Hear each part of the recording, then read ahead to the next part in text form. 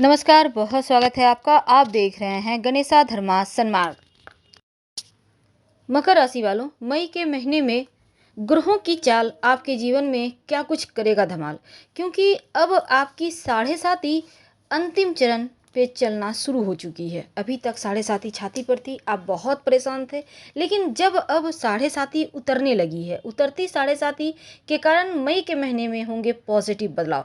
साथ ही राहु, केतु और देवगुरु बृहस्पति सब मिलकर आपके लिए रचेंगे एक बढ़िया योग। तो क्या होने वाला है?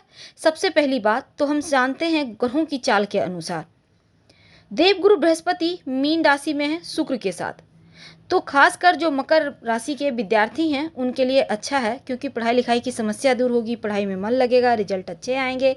और आपके जो राशि के स्वामी शनिदेव हैं, जब वो द्वितीय भाव में यानी कि अपनी, हालांकि ये भी घर उनका ही है, शनिदेव का दूसरा घर है कुंभ राशि, और यहाँ पर वो मंगल के साथ रहेंगे। तो थोड़ा सा धन भाव में मंगल के साथ बैठकर थोड़ा सा हो सकता है आपकी क्रोध को भड़का दें, तो इसका ध्यान रखना है। लेकिन पंचम भाव में जो बुध देव हैं वक्री हो जाएंगे, तो इससे आपके वैवाहिक जीवन और लव लाइफ में आनंद रहेगा। लेकिन दूसरी तरफ आपके लिए आपके मेहनत का फल, क्योंकि शनिदेव यहाँ पर देखिए स्वराशि में स्थित है, तो रुका हुआ फंसा हुआ धन भी देगा, रूठा हुआ भाग्य मन को मनाएगा। और जानते हैं पहले हम जो लोग जॉब करते हैं, जो लोग व्यवसायी हैं, उनके बारे में।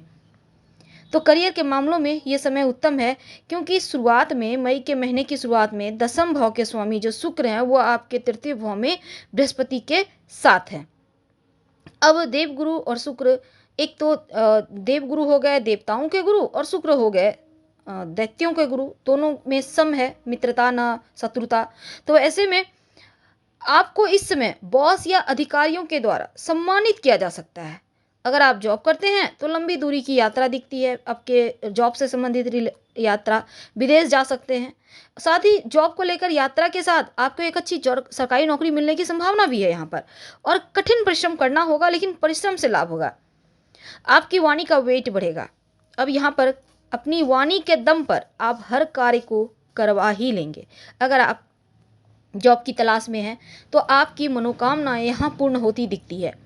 हालांकि सूर्य बुध के पंचम भाव में जैसे ही आएंगे तो क्या होगा, समय आपके एक बार फिर से अनुकूल हो जाएगा और कठिन मेहनत का समय होगा। लेकिन कठिन मेहनत से, परिश्रम से सफलता के मार्ग खुलेंगे। जो लोग विदेश से जुड़े हैं, विदेशी वस्तु के कारोबारी हैं, विदेशी व्यापार करते हैं, उनके लिए थोड़ी चुनौतियां हैं, लेकिन व्यापार का विस्तार होगा। और आपका यहाँ पर पार्टनरशिप में कोई काम करते हैं तो यहाँ पर लाभ भी दे जाएगा। ये वक्त आपको नए नए प्रयोग करेंगे, नए नए आइडियाज आएंगे। लेकिन धन की बात करें तो आपके लिए ये समय उत्तम है। हालांकि शुरुआत में द्वितीय भाव में शनिदेव के रहने से आपका रुका हुआ फंसा हुआ धन आपको मिल जाएगा। और जो लोग कारोबारी हैं, जो व्यापारी हैं, मेहनत का पूरा फल मिलेगा। अब नवम भाव में देवगुरु बृहस्पति और शुक्र की पूर्ण दृष्टि है, तो भाग्य भी आपका साथ देगा। और 12वें जो भाव है ना, यहाँ पर बृहस्पति पराक्रम भाव में रहेंगे, तो विदेशी धन का भी यहाँ पर आगमन करवाएंगे। यानी विदेश से लाभ आपका यहाँ पर भाग्य का साथ मिलेगा। जीवन में धन भी आएगा। कारोबारियों को, व्यापारियों को मेहनत के अनुसार लाभ भी आप कमा पाएंगे। जितना आप मेहनत करेंगे उतना ही उन्नति होगा। हालांकि बिजनेस में भी उन्नति के साथ पूर्ण आर्थिक लाभ इस महीने में दिखेगा, इनकम बढ़ेंगे।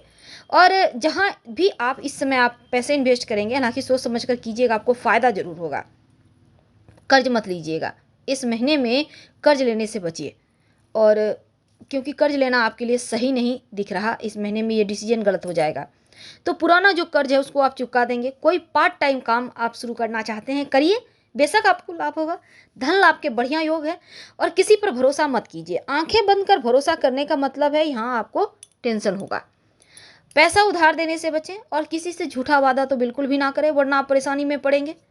हाँ, आप पीपल के पेड़ में नियमित रूप से जल अर्पित करें, उनकी परिक्रमा करें, तो बहुत सारी मुश्किलें आपकी हल हो जाएगी।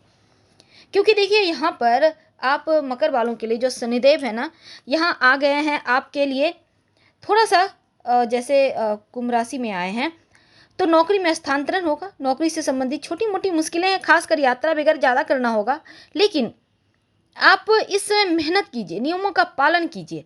और शनिदेव न्याय के देव हैं, तो ऐसा कोई भी काम ना करें कि आप गलत रास्ते पे चलें, नहीं तो फिर परेशानी होगी। हालांकि अपनी आपको यह सलाह दी जाती है कि बुरी संगति, बुरी आदतों से दूर रहें और घरेलू मामलों में थोड़ी बहुत मुश्किलें आएंगी, लेकिन उसका समाधान भी आपको मिल जाएगा। तो ये तो थी आपके लिए शनिदेव क्या देंगे। अब देखिए यहाँ पर राहु जो भ्रम के देव हैं, राहु जो हैं वो व्यक्ति को भ्रमित करते हैं। व्यक्ति सही राह पर चलना भी चाहे तो राहु ऐसी ऐसी चीज़ें करवाएंगे कि बीच में ही लोग भटक जाते हैं। अब ऐसे में आप मकर वालों के लिए अगले 18 महीने यानी करीब 1.5 साल 540 दिन लगभग राहु देव आपको आपके चौथे भाव में बैठेंगे। तो माँ के स्वास्थ्य का आपको ख्याल रखना है, खासकर कोलेस्ट्रॉल वगैरह की समस्या से माँ को बचाना है और आरामदायक चीज़ों को आप शॉपिंग करेंगे। घर का माहौल हालांकि उत्तम है, घर के लोगों के साथ आप संबंध बेहतर बनाइए क्योंकि छोटी मोटी मुश्किलें भी है। भूमि, भवन, संपत्ति, प्रॉपर्टी में इस समय इन्वेस्ट मत कीजिएगा क्योंकि धोखा होने के योग है। और इस समय उधार ना तो दें ना किसी से लें, नहीं तो फिर आप फंसेंगे।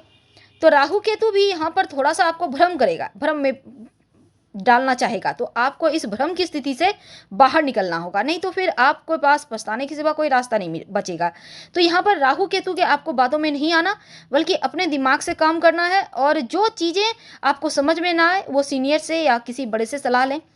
अब जो देव गुरु बृहस्पति है आपके आसपास ग्राहक के भंडार लगाएंगे, यानी ग्राहक खूब आएंगे आपके आकर्षण, वाणी के आकर्षण के कारण आपके एक जादू चलेगा जो आपको आपके व्यापारी है तो तरक्की दिलाएगा, लेकिन भाई बहनों से थोड़े टकराव भी करवाएगा क्योंकि स्वभाव में कहीं ना कहीं रिश्तों को लेकर उग्रता है, अहंकार है। तो दोस्तों को भी ना खो दें, इसका ध्यान रखिएगा। पिता से संबंध हालांकि आपके सुधरेंगे, इस समय आप व्यापार विस्तार के लिए जो भी कार्य करेंगे उसका लाभ मिलेगा। हाँ, पीपल को भी ना छुए, आप प्रणाम करके जल चढ़ाइएगा, इस बात का ध्यान रखिए। तो स्वास्थ्य की बात करते हैं, आपके लिए मध्यम है क्योंकि छठे भाव के स्वामी बुध आपके यहाँ पर देखिए द्वादश भाव में है। तो थोड़ा सा यहाँ पर छोटी छोटी मानसिक टेंशन है, खासकर अपनी आंखों की समस्या का ध्यान रखें और थोड़ा सा सावधान रहें। हालांकि बुध सूर्य जब एक साथ होंगे तब थोड़ा सुकून देंगे, स्वास्थ्य में सुधार होगा। और इस समय देर रात काम मत कीजिएगा, सुबह जल्दी उठिए, जहाँ तक संभव हो बाहर का खाना खाने से परहेज कीजिए, पिता का भी स्वास्थ्य का ध्यान रखें। पर अगर हम रिश्तों की बात करें, प्रेम और वैवाहिक जीवन की, तो पंचम भाव में बुध वक्री होंगे, पंचम भाव के स्वामी शुक्र के साथ तृतीय भाव में बृहस्पति हैं। तो लव लाइफ आपकी उत्तम रहेगी, बस अपनी वाणी पर थोड़ा कंट्रोल रखें, मीठा वचन बोलें तो चीज़ें बढ़िया रहेगी। और जो भी काम है उसको आप सावधानी पूर्वक आगे कीजिए और किसी पर टिप्पणी ना करें, यानी होता है ना टोन करना, वो मत करिएगा। बोली बर्ताव का ध्यान रखना है। और सप्तम भाव पर बृहस्पति की पूर्ण दृष्टि है तो दाम्पत्य जीवन में प्रेम है, मिठास है, जो भी पहले से समस्या थी, साढ़े साथी के कारण रिश्तों में दूरियां आती है, उसको देव गुरु वहां पर मरहम लगाएंगे। पारिवारिक जीवन की बात करें तो शनिदेव द्वितीय भाव में अपनी स्वराशि में मंगल के साथ हैं, तो थोड़ा सा परिवार में लड़ाई झगड़े की स्थिति बनेगी। बड़े बुजुर्गों का स्वास्थ्य का ध्यान रखें। और पारिवारिक जीवन में छोटे मोटे तनाव है, लेकिन संपत्ति प्रॉपर्टी को लेकर जो विवाद है इसमें थोड़ा सा परेशान कर सकता है, तो इस बात का आपको ध्यान रखना चाहिए। खासकर घर की महिलाओं के बीच कहासुनी ना हो जाए, इसका भी ध्यान रखें। हालांकि तृतीय भाव में शुक्र बृहस्पति के रहने से मंगल का तृतीय भाव में जैसे ही उत्तरार्ध में आएंगे तो चीज़ें स्थितियां अनुकूल हो जाएगी और परिवार में मांगलिक कार्य की रूपरेखा दिखेगी। भाई बहनों का पूरा सपोर्ट मिलेगा। तो पीपल में जल अर्पित करने को कहा, साथ ही संभव हो तो शनिवार की शाम सुंदरकांड का पाठ करें या ऑडियो ही चला दे एक दिया जलाकर। और साथ ही साथ आप ओम शंखचराय नमः का जप करते रहिएगा क्योंकि आपके राशि के स्वामी भी हैं और आपके ऊपर साढ़े साथी भी चल रही है, आपको लाभ मिलेगा। हम आपसे विदा लेंगे। हर हर महादेव। जानकारी अच्छी लगे तो लाइक कर सब्सक्राइब करें। धन्यवाद।